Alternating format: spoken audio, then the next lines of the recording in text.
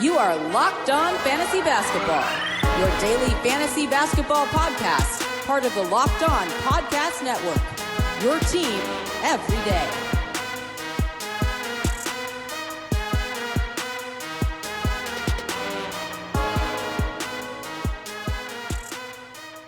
Hello and welcome to the Locked On Fantasy Basketball podcast, brought to you by Basketball Monster. My name is Josh Lloyd and I am the lead fantasy analyst at basketballmonster.com and at Yahoo Sports Australia. And you can find me on Twitter, as always, at redrock_bball and on Instagram at Locked On Fantasy Basketball. Of course, the self-isolation, the coronavirus shutdown is still going. So what we're going to do in today's show is look back at another season. We've already done a year from the 80s. We've done a year from the 90s. Now we're going to the early 2000s and looking back at the 2002-2003 NBA season. Michael Bolton. Let's get to it. Let's get to it indeed. Now, this 2002 NBA season, of course, this was a year that the San Antonio Spurs won the title. They beat the New Jersey Nets in the final. They went through, beat the Mavericks in the conference final, the Lakers the round before that, and they beat the Suns in the first round, while the Nets got through to the finals after beating the Pistons 4-0 in the Eastern Conference Finals. Some interesting stuff, obviously, happening in this season. Kevin Garnett was the All-Star Game MVP. It was a double overtime game for this All-Star Game as well, something which we haven't really hadn't seen for ages. It was the longest All-Star Game in NBA history.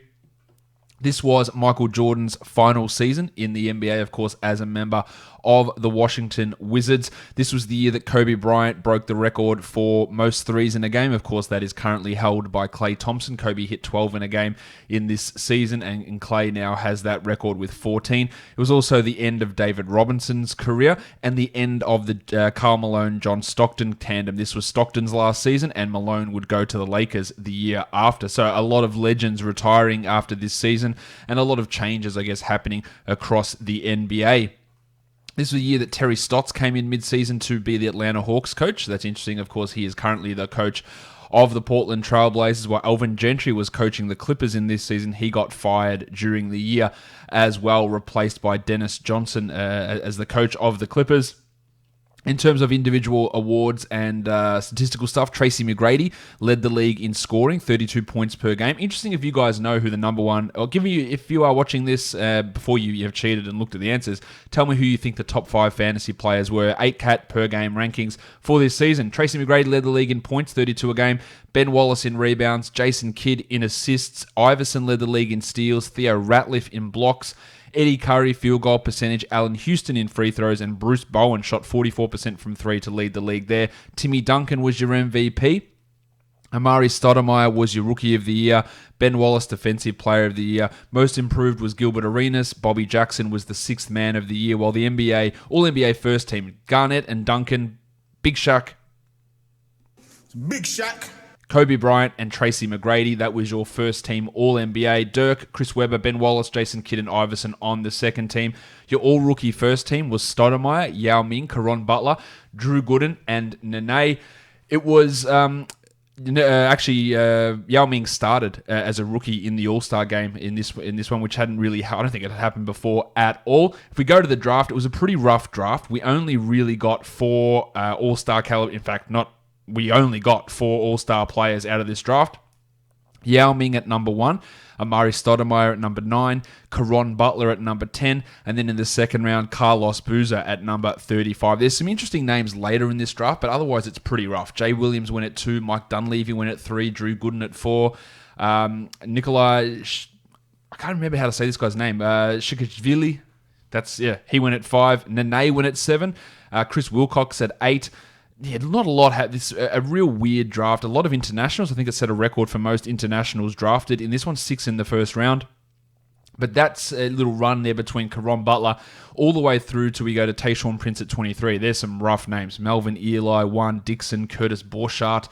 Nenad Kristic went at 24. John Salmons at 26. Your mate Dan Dickau went at 28. This was the year that Minnesota had to forfeit their first round pick due to salary cap violations. But the second round, there are some interesting names that do appear there. Dan Gadzuric in the second round, just one pick before Carlos Boozer. Juan Carlos Navarro went in the second round. Matt Barnes went in the second round. Raziel Butler, RIP, he went in the second round. Luis Scola with the second last pick in this draft as well. While we had Udonis Haslem as an undrafted player. So, and Smush Parker actually as well, who were in this draft, and they didn't get drafted. But with some of the names that got drafted, though, of course, those blokes should have been picked in this one. This was also David Anderson from Australia. He was drafted in this draft in the second round, who was an unbelievably good Olympics player, didn't really do much in the NBA. I think he played a little bit for the Rockets maybe, but unbelievable player in Europe and through the Olympics, big Dave Anderson. So let's talk about how this season looked fantasy-wise. Let's start by counting down the top 50 players. At number 50, Chauncey Billups of the Pistons. This was his age 26 season. He scored 16 a game, only under 4 assists, which is obviously pretty poor for a point guard player. He hit 2 threes a game. That was his best category, and his free throws were pretty strong as well at 88%. This wasn't the best season of Billups' career. This was as he was sort of starting to break in, it was his best season to date.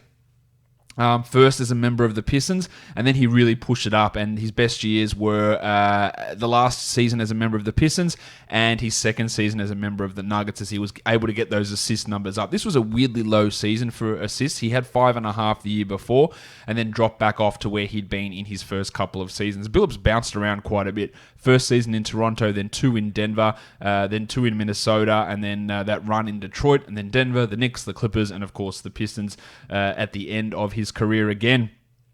So he was your number 50 player. At number 49, Jalen Rose, playing for the Bulls in this season, age 29. He played 82 games. He averaged 41 minutes a game, Jalen Rose. That is huge. 22 points a game. Shot the free throws really well. Pretty inefficient from the field overall, just 41% there. Hit 37% of his threes, and we're starting to get a little bit more into modern era three-point shooting as opposed to the last 2 historical recap shows, where if someone hit 0.7 threes, they were at the top of the league. Now you've got to be hitting 1.5, 1.6, 1.7 to really get into that category of being a useful three-point contributor, and those real big standout guys. They need to be hitting 2.5 type threes to be a real winner in that category for fantasy. So things are starting to modernize a little bit in that area. Rose averaged 5 assists per game as well. Pretty low defensive numbers, but he's really sort of carried through by his scoring and his free throw numbers as a fantasy guy. Number 48, Brent Barry, age 31 season. This wasn't Barry's best season. In fact, Brent Barry in the 01-02 season, the year before this one, he was the 9th ranked fantasy player. So you'd be pretty pissed if you happened to draft him in those early stages there, as he fell from 9th to 48th. He went from in 2000 to 2001 in that season with the Sonics. He was the 69th ranked player. Giggity. He went to 9th, so what a steal that was, and then he dropped back to 48, and he was never able to crack the top 20 again. He went 23rd the following year, and then was outside the top 150 for almost every other season of his career. So a nice little sort of late prime surge here from Barry. In that year before this one, and still pretty strong here. 10 points, 4 rebounds, 5 assists he averaged, which is nice out of position numbers there. 1.5 steals is pretty strong. He wasn't able to get too much happening with the blocks or with the percentages, but good 3-pointers. Those assists and steals, really, really useful. From Brent Barry. At number 47, Matt Harpring of the Utah Jazz. He averaged almost 18 points a game. He shot 41% from 3, but pretty low volume. The reason he was able to push his ranking up so high was his field goal percentage. 51% from the field, which is a pretty strong number on a pretty high usage. Everything else was sort of just average-ish. The assists weren't great. Everything else was sort of just okay, I guess, from Harpring. But the fact that he was able to have such a high field goal percentage, and this was his only ever top 100 season. So one of those blokes, again, who the 2 years before wasn't even a top 130 guy. Then you get him late, he has this big breakout, and then he falls off completely. And doesn't go back inside the top 100 ever again in his career because that field goal percentage just stood out. He wasn't really able to get back to that number. In fact, the year after that, he lost 4 percentage points on his shooting and 11 percentage points on his free throw numbers. That is a huge, huge drop-off. And his three-pointers went from 41 down to 24%. So just a weird outlier season from Matt Harpring in this year. Number 46, Rashard Lewis of the Sonics.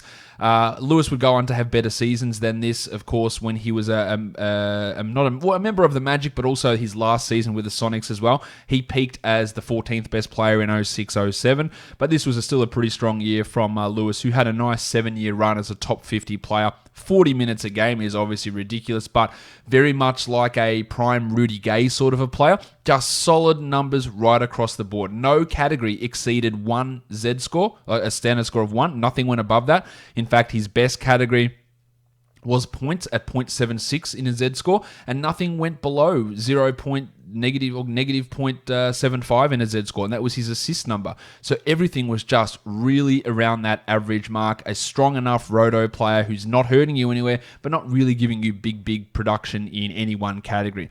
18, 6.5, 1.3 steals, half a block, 45 and 82. Just solid, strong numbers from Rashard Lewis.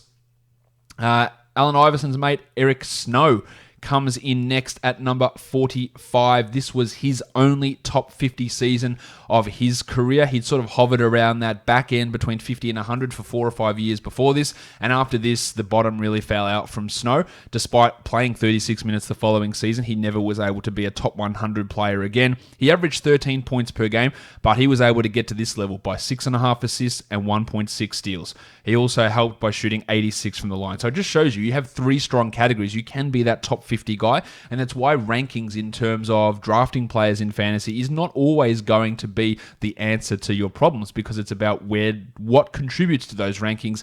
How do you get to that number? Doesn't make sense to pick them in that particular point, as I bang on about all the time. Eric Snow only averaged 13 points per game, but those assists, the steals are nice. He shot 22% from 3. Absolutely horrific 3-point shooter. For a point guard, just could not hit anything. His numbers from deep are atrocious, really. Next, we look at Wally Szczerbiak, who came in at number 44 in this 02-03 season. Szczerbiak had 3 top 50 seasons throughout his career. This was the third worst of those. He had 2 finishes at number 42. Strong scoring numbers from Szczerbiak, really strong across both percentages, 48 and 87 from the field and from the line. 42% 3-point shooter, who if he'd been playing in today's game, I reckon he'd be like almost a 3 threes per game guy. He shot over 40% from 3 in 7 of his final 8 seasons. Like, that is ridiculous, and the volume wasn't great, but yeah, obviously he would be able to bump that up. In those years where he's playing 35 minutes a night now, he'd probably be a 20-point scorer for a couple of years, hitting 3 threes a game, which would have given him a lot of fantasy value. But, I think we would have seen a lot more of that unlocked from Szczerbiak. Didn't do a huge amount else. Defensive stats, rebounds, not really there, but that elite efficiency, great from the line as well, pushed him right up here to number 44 on our list. Next at 43 is Jerry Stackhouse. He played 39 minutes a game in 70 games, average over 21 points per game. The free throws were unbelievable. Almost 8 attempts per game, 88% from the line. Unfortunately, the field goal percentage was rough, but getting those numbers along with some pretty strong assist numbers, 4.5 assists per game, brought Stackhouse into this area. This is in his peak year. 2000-2001 was his best season, where he averaged almost 30 points per game. Again, another one of those rough ones. You had him in 2000-2001, and then he went down from 18 to 44, and then 43 this year. And then after this season, again, another one of these ones, you go, okay, well, he's never going to be a second-round guy, but a solid enough third, fourth-round guy. Stackhouse was never a top 100 player ever again after this season. He went from playing 39 minutes a game down to next season where he only played 26 games. He played 30 minutes, and he was never able to get back to over 30 minutes a game after this. So this was the end of the Stackhouse era, I guess, as much as we want to call it an era. At number 42, Cuttino Mobley, of course, now rocking that big, thick grey beard in the Big Three league. Mobley had some real strong fantasy seasons, 8 seasons in a row of being a top 100 guy. He had 3 top 50 seasons, 5 top 60 seasons, 6 top 70 seasons. This was his second best year overall for fantasy. He played 42 minutes a night. He hit threes at a really high rate as well, 1.5 a game, almost 18 points. Good from the free throw line, 86% there. Solid enough with his steals. Lacks in the rebounds and assist numbers, but nice steals, nice percentages. Free throws and hitting those threes at a strong level. Gets Mobley all the way up there to number 42. Let's have a look now at the next portion of this list.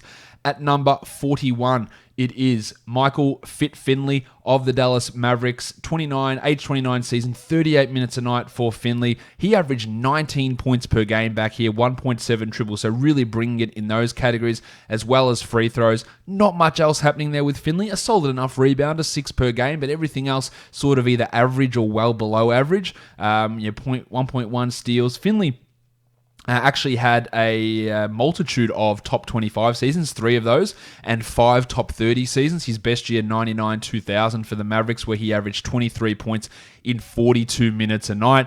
Still pretty strong year, but he started that little bit of a decline, playing 4 fewer minutes than he did there that season 2 years ago. He's still scoring pretty well, but we saw some of those numbers, especially the assist rate for Finley, drop off, who was a real surprise second-round guy for the 3 or 4 years in a row as a member of the Mavericks in the late 90s.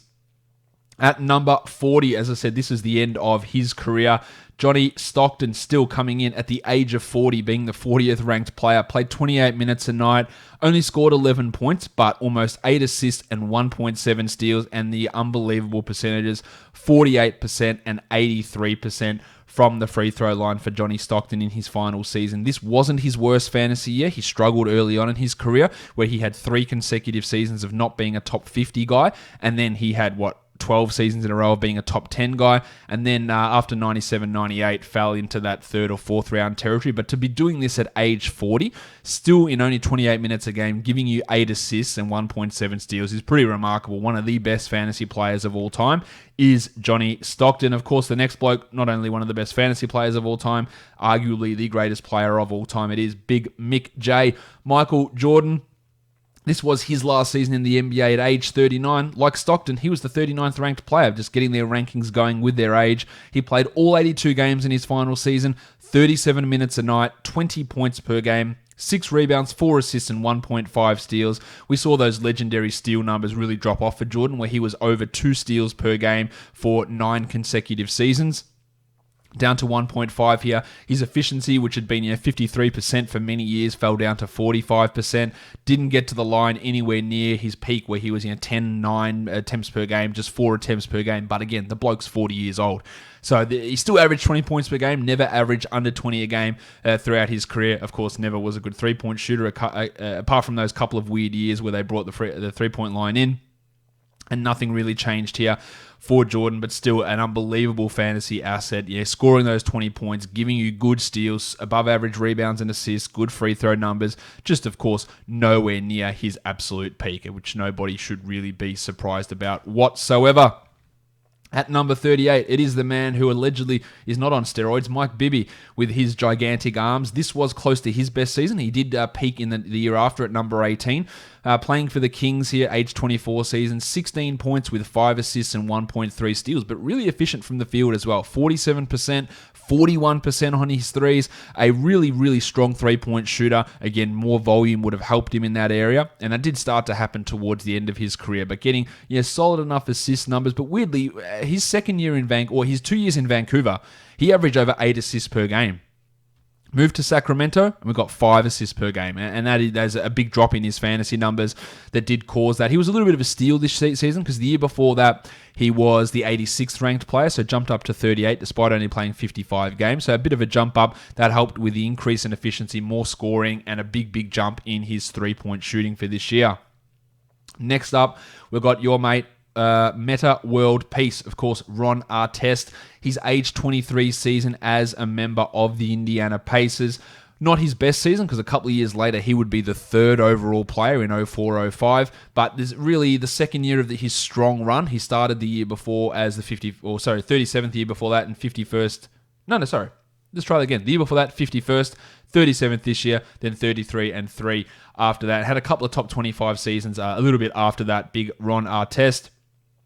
He averaged 15.5 points per game, but he really got it done with steals. Really one of those players where steals skews the rankings. Below average field goals, below average free throws, but got 2.3 steals per game. Below average assists, below average rebounds, basically average threes and points.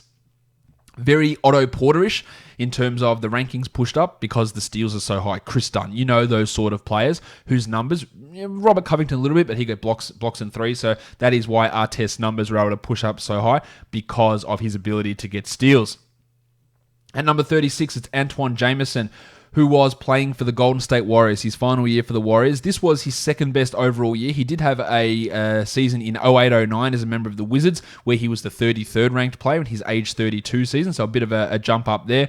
39 minutes a game this season for Jamison. He would go to the Mavericks the next season and play only 29 minutes a game. He averaged 22 points this season, which is obviously strong, and did it on some pretty good field goal numbers, 47%. But like we talked about on the last historical recap show, in this season, 47% was actually a really strong positive in field goals. It's when the league was starting to shoot more threes, not doing it as well, and the shot profile was changing a little bit, dropping overall field goal percentage. So he sat at, he sat at 47%, and that was considered well above average. Whereas now, if you're at 47.5%, 48%, you are right on average. I'm trying to find what the average number was. 45% from the field in this season was still marginally above average. So we're looking at 44.5. I found the number actually here. 45 on the nose, like right 45% is league average or fantasy league mean for your standard scores for field goal percentage. So Jamison, when he comes in here and shoots 47%, it puts it above average, and also 79 from the line was solid enough. But really, it's those points that are getting him through and pushing him into this area. After Antoine Jamison at number 35, still a member of the Memphis Grizzlies, Pau Gasol, age 22 season. It's his second year in the league.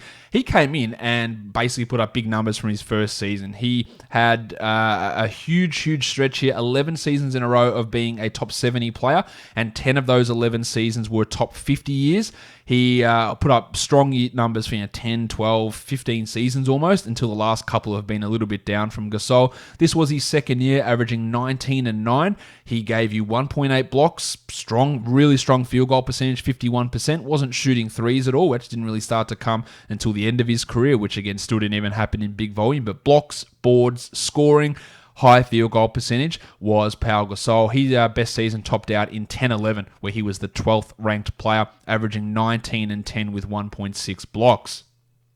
At number 34, it was Allan Houston. He was getting towards the end of his career here, age 31 season. Played 38 minutes, though, in 82 games. Averaged 22.5 points and hit an absolute shit ton of threes. 2.2 threes for Allan Houston. This would be really the last of his great seasons. He would go to be the 80th ranked player the year before that, and then the year after that in 04-05 was his last NBA season, where he played only 20 games, and things fell off. The most threes he hit in a season for the first time since 95-96. So good numbers there from Houston in that category. Shot 40%. He does very little else. Anemic. Nick Young would be proud of these rebound numbers. 2.8 boards, 2.7 assists, 0.7 steals. Just horrendous numbers in most categories. But the threes were great. The scoring was great. And then 92% from the line on 5 attempts. A real 3-category guy who just pisses all over the other ones. But they were so strong, they were able to push him up to number 34 overall. And then at number 33 was Rasheed Wallace of the Portland Trail Blazers. 36 minutes, 18 and 7 with 1.5 threes. Rasheed, a real renaissance man, being that big man, coming out there as a center and shooting threes. It wasn't his best season. That was the 2000-2001 year, but strong numbers around that, third or fourth round range for 5 or 6 seasons in a row was Rasheed Wallace, banging in threes, good rebounds, block and a steal per game, the original 1-1 type of a player. Good field goal percentage. We would have hoped for a little bit more from the free throws, but it wasn't a complete disaster there. He was able to work into mid-70s territory. Obviously not a punt guy, just a really strong guy who provided some out-of-position numbers, giving you those threes from the center position while still maintaining a very high field goal percentage. Let's move on now to number 32, talk about a great fantasy player back in his prime, Andrei Kirilenko. This was Kirilenko's second NBA season. The year after this is when he really pushed up and become the third-ranked player, so 32nd this year. He played only 28 minutes a night to be ranked number 32, so you would have looked at him in drafts and go, well, look at that, 28 minutes a night. Can he take that third-year leap and play more minutes? And if you had taken a flyer on him in the third round, you would have been handsomely rewarded because he went from 28 minutes to 37 minutes the year after and became that third-ranked player. This season, we saw those glimpses. We got 1.5 steals. We got 2.2 blocks. We got 49 and 80, like great percentages. We didn't really have the assist numbers coming through as they would the next year. The rebounds weren't quite there. The three-point shooting wasn't quite there. And most of that's due to volume, though, and due to minutes. But we saw the makings of a great fantasy player. In fact, for this season, on per 36 numbers, he was the 6th ranked player in per 36 fantasy value. So I don't remember the exact narrative around the time, but if there was any talk that Kirilenko would be playing a bigger role heading into this season, would have been a great guy to target in those second or third rounds the following season, because this was the beginning of that real sort of elevation that he had for a couple of years as an absolute fantasy monster. After him, we have Doug Christie towards the end of his career, age 32 year for Christie with the Kings, 34 minutes, only 9 points per game. So how was he ranked so high? Almost 5 assists, 2.3 steals is the answer, plus good percentage numbers, 48 and 81, enabled Christie to push back up here to be a 31st ranked player. Back in 97-98 with the Raptors, he was the 13th ranked player overall, but we saw that scoring drop way off. This was really not the beginning of the decline, because that happened a couple of years later when he joined the Magic, but seeing that offensive production really drop off from Chris. He still maintained the good percentages, but it's the steal numbers which are really his fantasy bread and butter, and we saw that here again. At number 30, Vince Carter for the Raptors, age 25 season, only 43 games this year, 21 points per game for Vince. That was really his value, is getting the scoring.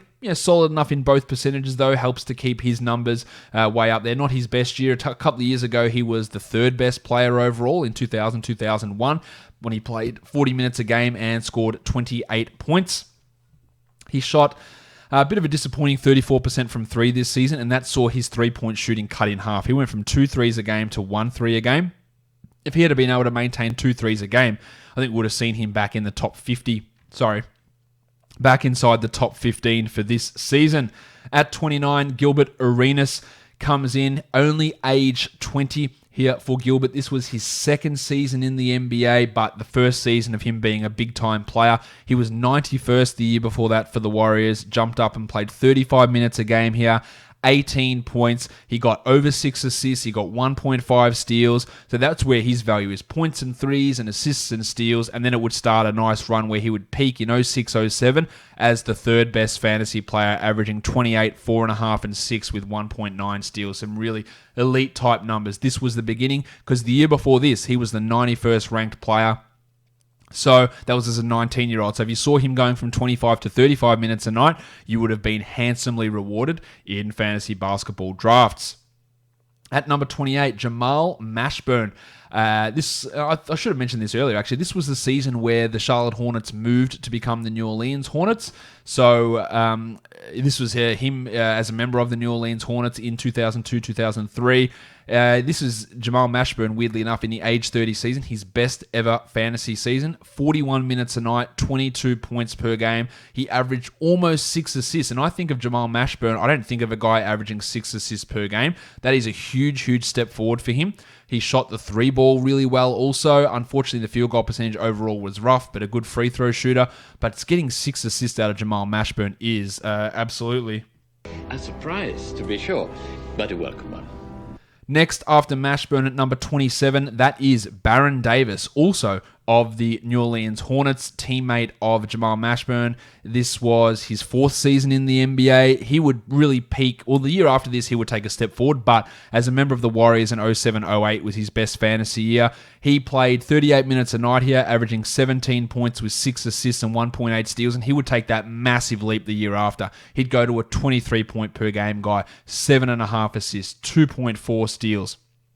Unfortunately, his field goal percentage was absolutely rough through his career. He had multiple sub 40% shooting years, and he wasn't a good free throw shooter either. So hurt you in both percentages nearly every year of his career, and sometimes to a huge degree. In fact, the season before this, he was a 58% shooter from the line. That is horrendous from a guard. But he big volume threes, good assists, good scoring, good steals, just really rough statistical profile in terms of percentages. So a guy that would have made you have to sort of adjust how you base your team. Talked about it earlier, but this was Karl Malone's final season in Utah, and he still put up a great year to be the 26th ranked player. Now, he was 15th the year before that. He'd go to the Lakers the next year and fall off again to become the 60th ranked player, but age 39, so outstripping both Jordan and Stockton in terms of fantasy value. 21-8. He averaged almost 5 assists this season, the best assist season of his career. 1.7 steals. You don't really associate Malone with getting huge steal numbers. Of course, no blocks because he never did that. And we saw his legendary field goal percentage numbers drop off, and the free throws fell a little bit, but way better than what they were when he entered the league as an absolute guaranteed must-punt player. Still didn't hit any threes. He was never really able to do that throughout his career. At number 24 is the big dog, Glenn Robinson, not to be confused with his son, the little dog, Glenn Robinson III. Robinson here for the Hawks, age 29 season, 21 points per game. He hit threes, 1.3 a game, excellent from the free throw line. He also got 1.3 steals and almost 7 rebounds. So a really underrated fantasy guy who had 6 consecutive seasons of being a top 35 player. In fact, he had 9 consecutive seasons of being a top 40 guy, starting with his rookie season. So unbelievable from the word go. And then after this season was when the drop-off really happened for Glenn Robinson. He went to Philadelphia and dropped out to be the 90th ranked player. And then injuries took their toll. He only played 42 games and then 9 the season after for the Spurs. And that was the end of Robinson in the NBA. But an underrated player and a really, really solid fantasy guy across those years of his career. At number 23, Eddie Jones, another player who I don't think many people would realize in the 99-2000 season, he was the 4th best fantasy player in that season. Eddie Jones here fell off a bit, 23rd ranked player, only played 47 games, but 19 points with over 2 threes a game. That's where his value really came from. Solid enough steals and assists and free throw percentage, but getting threes, he was that 3-point specialist type of fantasy guy through most of his career. That's how he was able to jump it up, as well as early career where he was averaging a shit ton of steals, over 2 steals a game for 5 out of his first 6 NBA seasons. Eddie Jones is the number 23rd ranked player here. At 22, it was the glove, Gary Payton. Age 34 season here for Payton, played 40 minutes a game and still averaged 20 points per game in 2002-2003. He had 3 consecutive seasons as being the 2nd ranked overall player, so we're starting to see his decline. And in fact, after this season, he would go to the Lakers and he would never be a top 50 player again. He averaged, of course, 1.7 steals. We know the strength of him there. 8 assists per game, just huge numbers in assists and steals from Gaza. Not bad field goal percentage. Free throws were a little rough this year after being solid enough, but he was never considered a great free throw shooter. But at this age, playing 40 minutes, putting up scoring numbers like this with those assists and steals, Payton continued to be, for many, many years, an unbelievably good fantasy player. At number 21, Peja Stojakovic. He played 34 minutes a game for the Kings in his age 25 season. This isn't his best season because the following season, Peja would be the number 2 overall fantasy player. That is astonishing to think of when he averaged 24 points per game. This year, he averaged 19 with over 2 threes per game. So it was really the threes that drove that, but also really strong percentages. 48 from the field, 88 from the line, 38% from 3. And after this season, he would have 5 consecutive 40 percentage, 3-point shooting seasons of over 40%. Great from there. Just a really, again, underrated fantasy guy, but that weird season after this one was the outlier where he was the second best player. And then he'd go back to being that 3rd round guy he was the 3rd round guy for 4 seasons surrounding that number 2 year, and then he would fall off pretty sharply after he went to the Pacers and then to the Pelicans and then in Dallas, where he was serviceable enough as a background sort of guy, but never that early round player that he was for 5 consecutive years. At number 20, Sharif Abdul-Rahim From the Hawks, age 26 season, 38 minutes, 20 points, 8.5 boards. Not much happening defensively, but it's really that elite percentage numbers, an 84% shooting guy who also was really strong, 84 from the line, that is, also really strong from the field, 48% overall.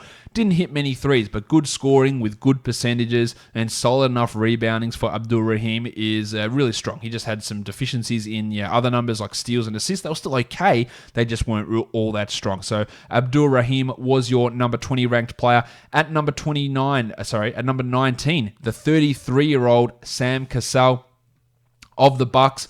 35 minutes, 20 points, 6 assists, almost 4.5 boards. Strong percentage numbers again from Cassell here. He would go on the year after this to have his best ever fantasy season as a member of the Timberwolves as the 11th ranked player, where he was able to up his assist numbers and improve even further on his efficiency numbers. But this was still a strong season from Cassell, his second best fantasy season at the age of 33. So really a late bloomer. I remember Cassell coming in as a rookie in that 93-94 season and really struggled to break into a big role for a few years and sort of came of age as a Bucks player and a Timberwolves player in those couple of seasons that we're talking about here. At number 18, Stephon Marbury comes in age 25 season. He played 40 minutes a game, 22 points, only shot 30% from three, but took enough of them to hit over one a game. 8 assists, 1.3 steals, solid enough from the free throw line as well. Marbury had a 3-year window starting with this season of being a top 20 player. He also had a top 20 season in 98-99 as a member of the Timberwolves. This was his last season as a member of the Suns. He would go on to play the next two with the Knicks and play 40 minutes a game there and be a 20-point per game scorer. He was a points guy, but mostly he was a high assist player, averaging 8 assists per game for 4 consecutive years. In fact, from his rookie season through to his age 27 season, the lowest amount of assists he averaged was 7.6. So that is a big run from Marbury as that assist specialist who chipped in with steals, gave you some points, hit some threes, and was relatively strong from the free throw line as well. At number 17, Chris Webber. We talked about Webber quite a bit in the last show because that was his rookie season, but this was, it was sort of towards the end of his really strong run. The year before this, he was the 4th ranked player. He dropped to 17 here and then 59 the year after as injuries started to take their toll. He would have another 20-point per game season as a member of the Sixers in 05-06, but here he averaged 23 and 11 with 5.5 assists, 1.6 steals, and 1.3 blocks. Still really good, but an inexplicable drop in his free throws from 75 down to 61 is what caused him to fall out of the top 10 to become this player at number 17. That is a weird drop from free throws, and you weren't expecting to have to punt free throws with Webber, although early in his career you were. He had that 3-year run of being a 70-plus free throw guy, and then after this weird drop, he would be a 70-plus guy for the next 3 seasons again. So just a weird drop, that one of those things that we can't really explain when we're looking to draft these players. Steve Nash at number 16. Nash playing for the Mavericks this season, 82 games, 33 minutes. We know what his strength was. He still only averaged 7.3 assists per game. We know Nash as being that 11-10 guy per game, which gave that huge value. So a little bit down here, only 7 assists per game as the 16th ranked player. But this was the first time he cracked the top 20. He wouldn't leave the top 20 until the 2010 season, where he was 24th overall. Just bonkers numbers from Nash, always getting you those good assist numbers. Now, he didn't really give you anything else. Normally, we associate high assist guys with getting good steals. He wasn't that. He really only had 2 seasons over 1 steal per game, and they were 1.03 and 1.04. 1.04 happened in this season. He didn't block any shots, but his free throw percentage was elite. He was good from the field. He hit a lot of threes at a really high percentage, just a consistent 40-plus guy. He would have been a 3 threes per game sort of a player in these days, I believe, with how well he shot it. He just would have been prioritizing that. Never a 20-point per game scorer either, which always sort of dropped off his overall fantasy ceiling, but still, obviously, really good.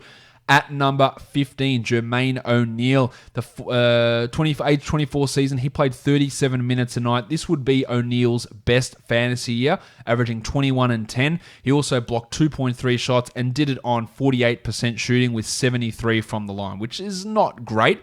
The problem, why that was bad though for O'Neal, 73 is okay. Like as I said, 75 77 is around average for free throws, but he took 6.6 attempts per game, which really did drop down his overall ability there. Like, that is a big negative just because of that increased volume of shooting it. Now, this year, this was a high free throw year. 79 was about medium from free throw percentage. So to be under that by a few percentage, but then take that large amount of attempts was really quite a significant negative. Now, he was able to bump up to become a 76% shooter for multiple seasons after this. Just didn't happen here, obviously. At number 14, Allen Iverson of the Sixers, age 27 season, played 43 minutes and averaged 28 points per game. He averaged 2.7 steals, but of course, as a point guard, he didn't shoot the three ball very well, only won a game on 28%. Low assist numbers, and of course, really low field goal percentage. He was that guy that if you drafted him, you knew you were punting field goal percentage. It was much worse the year before this, where he was at under 40%, and it was much worse the year after this, where he was at 39%. Huge usage, huge volume, good scoring numbers, but just could not get the ball to fall in. It was just high usage. But the fact is that those points and those elite steal numbers with okay assists, not great assists, okay assists, they'd actually spike a few years later when he averaged 8 a game and then over 7 for the 3 years after that. But he hadn't really got to that level just yet, but it was big volume points, big volume steals, and you had to deal with that negative in field goal percentage from Iverson. At number 13, interesting to see Jason Terry here. His age 25 season with the Hawks, 2 threes a game, that helped him. But also 7.5 assists with 1.6 steals. I don't really associate Terry as being this really high assist guy for a good reason, because this was 2 assists per game better than any other season he had in his career. So this was this real sort of out of nowhere assist bump. But the year before that, he was the 18th ranked player, so still pretty good. But he just was able to give you those extra assists. What happened is the year before that, as the ranked 18 player, his steals were higher. So he sort of dropped in steals and increased in assists. Still a negative in field goal percentage, but his free throws were obviously really strong through nearly all of his career. And he hit threes at a very, very good level. We know that about Jason Terry. At number 12, Elton Brand, he was a fantasy beast back in his heyday. He topped out at being the 6th ranked player in 05-06. He was 12th in this season, averaging 18.5 and 11 with 2.6 blocks on 50% shooting. Bit of a punt free throw guy at only 69%. Giggity. But everything else really strong. Didn't hit threes, low assists. Solid enough steal numbers though from Brand, who comes in here at number 12. At number 11, Steve Francis played 81 games for the Rockets, 41 minutes, 21 points. He gave us 6 rebounds and 6 assists and 1.7 steals. So that's where his value comes from. 80% from the line as well is still pretty good. Well, it is good. It's a positive. It's not a huge positive on massive volume, but still a good season from Francis. Not his best season. His second year in the NBA, Francis was the 5th ranked overall player. The 3-point volume was higher back then than it was in this season. He hit 1.7. He was down to 1 per game. And then after this, it would start to drop off. Of course, injuries would take their toll later in his career. But he had a strong 6-year run of being a top 35 player, and this was his second best overall fantasy season. At number 10, it is, of course, Big Shaq. Big Shaq, Shaquille O'Neal, age 30 season from Shaq as a member of the Lakers, 28 and 11 with 3 assists and 2.4 blocks. Of course, the free throw percentage drops him right down. If you're punting free throws, he's right up the top here in the top 2 or 3. 62% on 11 attempts puts him just way out. You can't compete in that category, but field goal percentage, unbelievable. Blocks, really strong. Good points, good rebounds. That very specific, like a Christmas tree. Bright greens on your Z scores, bright reds as well. Points and rebounds, blocks and field goals, you're done, especially field goals. Free throw percentage, you're not going to be able to recover from that. But that was the perils of building around Big Shaq in fantasy seasons back then. At number 9 is Paul Pierce of the Celtics, age 25 season for Pierce. Averaged 26 points this season with 7 rebounds and 4.5 assists, 1.8 steals and 0.8 blocks. Really strong numbers. Field goal percentage let him down, just 42%. Now, Pierce would be a guy later on in his career that'd be a 46, 47 guy, be able to correct that real negative here. This was a weird sort of 2-year span where the shots just wouldn't go in. He couldn't shoot. He was at 45 and 44 the years before that, but that dropped off in this season. But getting those strong rebounds along with good assists and good steals is why Pierce was the 9th ranked player. Unfortunately, the year before this, he was the 2nd ranked player. So it was a little bit of a drop off, especially if you went to pick him in that top 4 or 5. At number 8, we have got his future teammate, Ray Allen, then a member of the Sonics. 38 minutes a night, 22.5 points with 2.6 threes. That is where Ray Allen's main value came from. He also averaged 4.5 assists and 1.4 steals, but hitting 2.6 threes per game was just so much better than nearly everybody else that those numbers were strong. 92% from the line as well from Allen pushes him all the way up to number 8. At number 7, it's your favorite coach, Jason Kidd. This wasn't the best year of his career. In 98-99 with the Suns, he was the number 1 overall ranked player. This season, he was 7th, averaging 19 points, 1.6 threes. Not a good shooter, but he hit enough in volume and became a good three-point shooter. 9 assists, 6 rebounds, 2.2 steals. We know this guy was the king of getting those triple-doubles on low scoring, but he actually averaged 19 points per game. This was the highest scoring season of Kidd's career. Never had a 20-point per game year, but 19, 6, and 9 with 2.2 steals is really strong, and 84% from the line, considering when he started 3 years in a row of being under 70%. So worked at that, worked at his three-point shooting, and you've got to give him credit as a player to be able to do that and be a real absolute fantasy beast for 5 years in a row as a top 13 player. 6 years in a row as a top 15 player. Really, really strong, and multitudes of years in a row of being a second-round guy. I think we're looking at 12 years in a row of being a second-round fantasy player. At number 6, it was the MVP, Tim Duncan. 23 points, 13 rebounds, 4 assists with 2.9 blocks. Free throws were always a concern for Duncan. He was a punt guy for a couple of years, especially the year after this, where he was at an inexplicable 60% from the line on big volume. He was at 71% here, which is still a punt sort of a guy, but not a complete guaranteed must-punt player. 23 points was strong. The rebounding really good. The block numbers really good. The field goal percentage really good from Dunk as well. And then we go on to the top 5. It is, of course, everyone's favorite fantasy player, Shawn Marion of the Phoenix Suns. Age 24 season, Marion was able to contribute right across the board. This kicked off a run of 6 consecutive top 6 seasons for Marion. This was his 4th year in the NBA. The year before this, he was 11th. The year before that, 14th. He went after this, concluding this season, 5, 5, 5, 1, 5, 6. They were his fantasy ranks.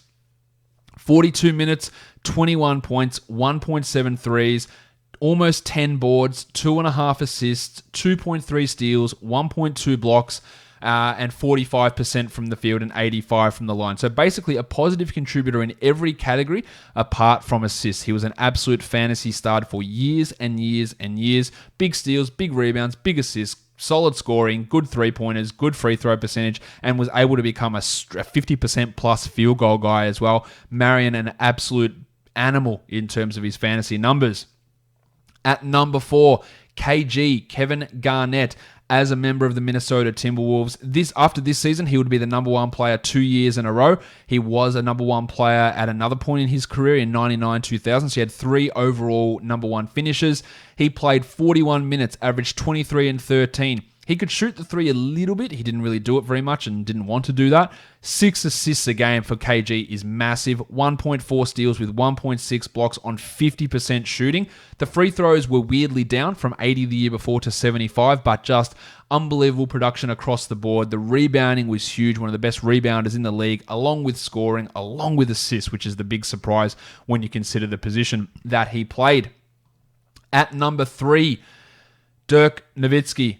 He was ridiculous. This was in the middle of a, let's try and count how many seasons here. 1, 2, 3, 4, 5, 6, 7, 8, 9, 10, 11. 11 seasons in a row of being a top 13 player. This was a couple of years into this streak. Equal best finish of his fantasy career at number 3. 25 and 10 for Dirk. He averaged a block a game, amazingly, with 1.4 steals. Elite from the line, 88% on 7 attempts, and hit threes as well. Again, that big man providing out-of-position numbers, getting you the threes, and providing great free throw percentage. Dirk was a fantasy monster for many, many years.